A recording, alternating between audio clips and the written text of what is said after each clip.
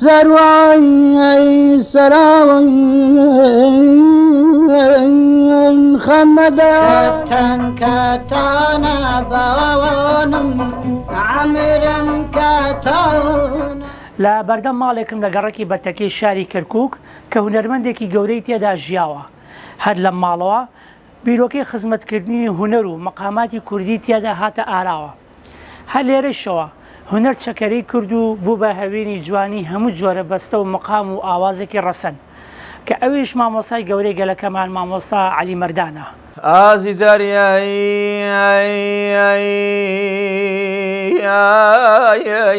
ئەو قەرەی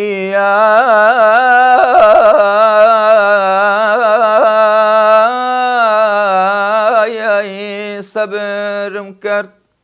فەڵەگەریەی تاقەتایی لێ بڕیایی خۆی ئەمە ماڵ هێن بوو باوکی بوو باوکی مرده بوو نەما بوو باوکی عەلی مەردان مامەی گەورەیان بوو مامەیان گەورەیان بوو مامەی شێوێت قبول ناکەم تۆ بە هیچ لەو نێ گۆرانی بلێ عیبە عیبە گۆرانی بلێ ئەو شەوێت ئەوش وتێتی باوکشم تەبعاً برادەری بووە ئەوش تێتی چۆن ئەبێنە لێم تێتی ئاخر گەری هەر بلێ نەیلی عیبە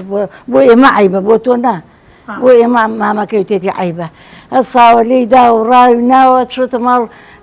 شێخ ئەدیبە و ماڵ شێخ حەسن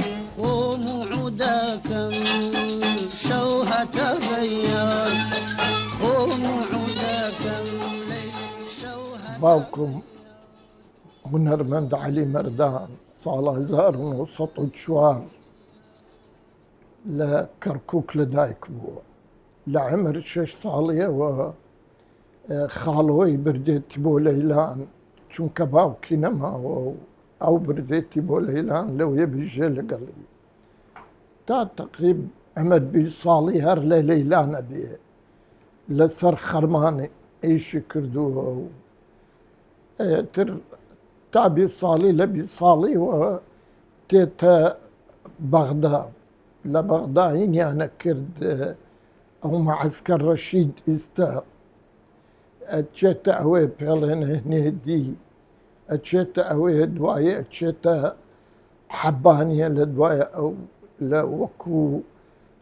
فێر زمانە بێ فێر ئینگلیزیە بێ ئەو ماوەیە لەوەی وەکو هینێک وەرگێرێک ئیشێ کرد لە حەبانیە دەی تا تقریب 36 ئەترتێ 38 دایکمە خوازێ و ئەترە بێتە خاوەن ماڵ و ژن و ئەتر بەوە دەست پێ کات ژیانی هاتین چوونە لەیلان لە لەیلان ماینەوە تەبیعی لەیلان دەی شێخ حەسیب و غەریق ڕەحمەت بێ ئەوەندە بێ کەس و بێپارە بووم لە بەغا لە مەعەسکەر وەشاشە بوو کە مەعەسکەر بوو ئەو کاتە ئیسەم حەدیقەی زەورای پێڵێن لە مەنسوور ئەوی لای سکەکە ئەخەوتم بۆی قتالەکە لە خواری و عێراقەوە کە دێت دەنگ سکەکە دەنگ نەخڵە هەڵەسام ئەچوون بۆ کرێکاری ئیتر دوای ئەم پیاوە بە زیرەکی خۆی و بە عەقڵی خۆی و بە ئەو عیلمەی کە فێری بووە لە ئێزگەی کوردی ئەبێتە یەکێ سەرەکی ئیتر هەموو مەقامەکان تۆمارەکەن بۆی کە تۆمار یەکەن بۆی باسێکرا ئەویتە و کاتە شریتەکە تێل بوو وەکو ئێستا نییە نایلۆنەکە بێت ئەو بەکرانە ئەوی تێل بوو لەوانە بۆمیان تۆمارە کرد تر دوایتە هەر پێشەکە ئەبێتە لوژنەی وەرگرتنی گۆرانی بێژ ئیتر گۆرانی بێژەکان کە ڕۆیشتوونە لە قسمی کوردی عەلی مەردانێکی بۆ لەو کەسانەی کەەوە ئەگەر عەلی مەردان بەگەنی نەکردایە لە تێز دەرناچوو ئەو کاتێتر ڕەسوولگەردی و تایر تۆفیق و زۆر لەو هونەرمەندانە هەمووی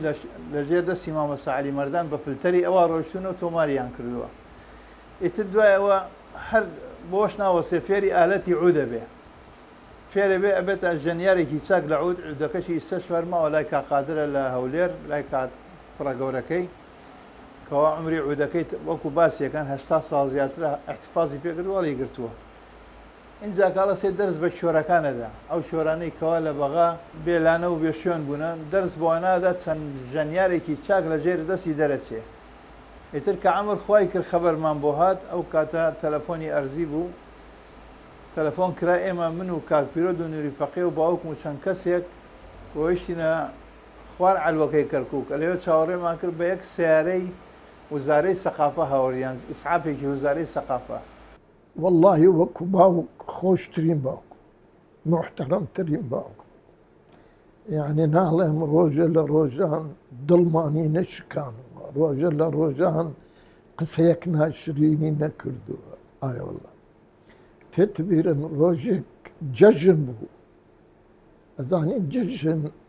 لە بەغدا و مناڵ بووین لەگەڵ هاوسێکەمان سدفە چوینە ئەو وەخت ئێمە لە تەلمەحەمەد بووین ناوچەیەک پێڵێن تەلمەحەمەد ئەچوینە بەغدا بۆ ساحەی تەحریر بابە شەرجی ئەگەڕاینەوە ماڵ سدفە سەعات هەشت ئێوارە بوو گەرامەوە ماڵ هاوینیش بوو یعنی هەشت ئێوارە هێشتا نەختی زۆر تاریک نییە گرمی لەگوێ چکم وتی ئەوە جارە تەخیر بوو جارێکتری تەخیر مەبە ئێستا و ئێستاش من نامێنم تا هەشت نامێنم یعنی ئەگەر دەربچم سەعات 6 5 و 6 لەمە ئەوە دڵی بە کچێکەوە بوو لە محەلەی بڵاخ عەلی مەردان هەر داوای کرد هەر شووی پێ نەکرد اینجا دوو خوشک بوون اینجا دڵی چرە خوشکەکەی تری دوو خوشک باش بوون جوان بوون وەڵای تر هەر شووی پێ نەکردی تر اینجا سا ئەم جنەی خواست ئەمە ماڵ برای بوو لە دوای عەلی مەردان ئەمە خوشکەزای بڵێن عەلی مەردانە هاتە ئەوێ ماڵ خاڵۆی تر عەلی مەردانیانین کرد دوایی تر ئەوە نەیاندا ئەوش هەسا لە قارە سەر خۆی ڕۆی بۆ بەغاوتی لە تاوە کچە بۆ نامدەنی بەو نەوعە من خومدایە مەقام ئەڵاوەیسی و قەتار و خاوکەر و خوشیدی و ئایای و هیجرانی لە 1920 دەست پێ کردووە ئەو وەختە ئیزاعە نەبووە هەر ئاهەنگە بووە مەسەلە ئاهەنگیان ئەگێرا ئێستا ڕسمان هەیە هین نەورۆز لە هۆڵی گەل ئەو وەختە سدارەیانە کردە سەریان سدارە ڕەش ڕەحمەتی باوکوم لە هونەرە یعنی هەر هونەری ئیشەکەی هەر هونەر بوویان هەر گوێ داوەتە هونەر و چۆن پەرەی پێویستێنێ بە تایبەتی لە مەسەلەی مەقامە مامۆستا عەلی مەردان بە حکمەوەی لە مناڵیەوە هاتنە بەرتەکیە و خانووکەشی ئێستاش ماوە کە 7 مەتر مربعە ئێمە احتفاظمان پێوەی کردووە مامۆستا عەلی مەردان تەکیەی تاڵەبانی تاسیری زۆر بوو لەسەری بە حکمەوەی تەکیەی تاڵەبانی هەموو هەفتەی 2 جار کۆڕی مەقام خوێنین هەیە دوای زکر تر لەوێ تەزیدی قورئانش فێر بووە ئیتر ئەهات کە گەورە بوو ئەهات وازی هاوردە بوو لە گۆرانی وشت لە ساڵانی کۆتایی هەفتاکان ئەهات بۆ لای باوکم جارێکیان ئاخر جار بینیم کاک ئەحمەدێکە بوو خەڵخاڵە بازیان پیکابێکی زەردی 63 هەبوو کە بینی مامۆستا عەلی مەردانە هەردوو دەرگاکەی کردەوە و مەقامی شەرتە تا ڕۆژی حەشی نایەبانی مامۆستا عەلی مەردانش دانیشت بوو دەستی کرد بە سێرەکەم ئەگریە کە گریە منش ئەوهام لە باوکم مامۆستا ئەگریە و باوکم داچەڵەکەم مامۆستا عەلی مەردان بۆ ئەگریە خێر مامۆستا وتی حەمەد سێر مەردان کە سێر مەردان کەم مەردان لەوێ چ عەزەمەتێکە و لێرەش چ وێرانەیەکە تا بەیاگی لەیلا ئەمنێنە قەبری عمری 6 ساڵ بووە خاڵۆم باوک ئەمرێ دایکی مرد بوو باوکش ئەمرێ تر خۆی و خوشکێکی ئەمێنن خاڵم لە لەیلان ئەیان باتە لەیلان بۆ لای خۆی تا تقریب عمر 20 ساڵی اینجا ئەو وەختە ئەگەڕێتەوە بۆ کەرکووک لە شەریکەی نەوت کەرکووک نەختێ ئیشەکە نەختێنا زۆر دوایە ئەچێتە بەغداد لبغدايش اتر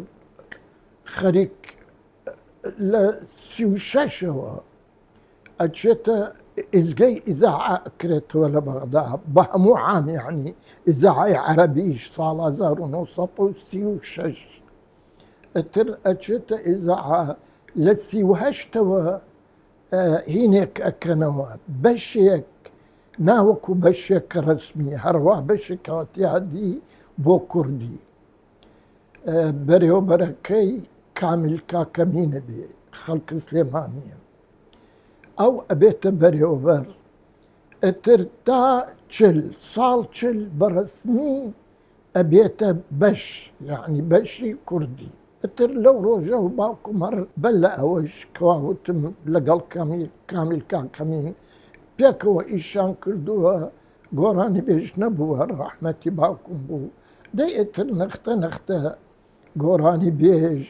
بلام تيبا موسيقى كان عربون تا اخر تيبا موسيقى كان عربون يعني كرد نبون شستكان سرطاج شستكان اتشت ايران بومال حسن زيرك دعواتي اتشت واتشت ماليان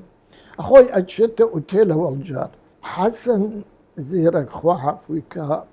لقل ميديا خيزاني ميديا زندي أتشن بولاي بو أوتيل الله بيبا بتشينا مالمان بولو أوتيلي أو مالت هي بو بشر بتشت أوتيل باكم الله ناو يعني نختين معذرة راكش بيمنا خوش أتر الله بي والله ناي استا ميديا زقي أبي الله أو يكم حملتي والله استلا قادر ما كفريد ما خواره خينك خمامل اي ترى باباكم اجت ماليان مال حسن زيرك هاجر خدمة كاريك بو لو لمال حسن زيرك اي شكل اتر باوكم معجبة بي يعني ضل يعني حزك بيديني جمكا عفرتك يشكروا عزاوين اتر او قراني في الله هاجرة لتويد اسمار سخمي ار دولي مويكال دياري دا مقام كانش الشرطة رجع حشر يصش حزم ليت قناتي بيك يكسر كمان قدي اليوم علي مردانا خسري بزمي شنيا السدار بكارين بزمي طبعا دايك عمري شانزة حفظ صال باوكم كهناي أزاني شانزة حفظ صال زور قورة نابي لباب الشيخ بون شلايش باب الشيخ الشيخ عبد القادر جيلاني بيعلن باب الشيخ لو يدع نشتي اترباوكم بو بايس كلا درجو يعني اتشو مثلا ايش وبازار وقرايوه اترداك مشان صالان اتر اخست دواء لبان سيبايك دري اكد لك الخوي يعني ناو بغداد في الصرايا وين اقرانا يعني نختي بوي ضل دايك مينك استا او قوانا زور كونا كومبانيا كي هومو كورد لو كومبانا ناي كوا كس بكردي لو تسجيل نكردوها رحمتي باوكم نبي او نصرة ولا مين جوز بتركيا طبعا او قوانا قرانيك جوزم ليلاني قز يعني تشاو كم كتش ليلاني يا ليلاني